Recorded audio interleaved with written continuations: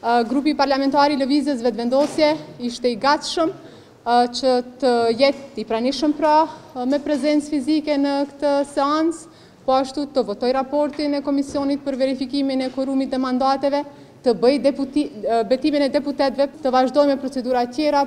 Ndodhi një situatë pa precedent, pra opozita nuk e votoi raportin e Komisionit për verifikimin e quorumit dhe mandateve. Pra është një situatë që nuk ka ndodhur në të kaluarën.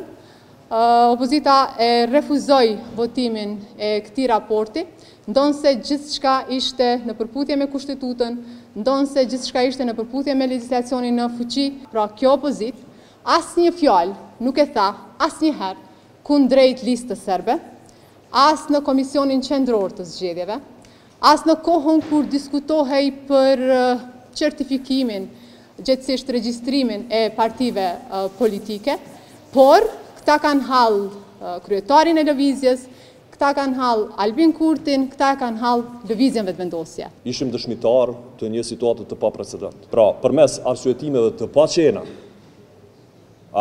është pengu votimi I raportit të Komisionit Qendror të Zgjedhjeve, pra verifikimi I mandateve të secili subjekt politik.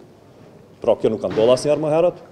Jemi në një terren krejt tjetër, pa njohur, dhe se si do të vazhdojë ta shëtutë mbetet e mjegut. Edhe sipas njoftimit të kryeministrit në 27 mars, edhe sipas kërkesës së përfaqësuesit nga radhët e Partisë Demokratike të Kosovës në komision, është njoftuar komisioni lidhur me dorëheqjen.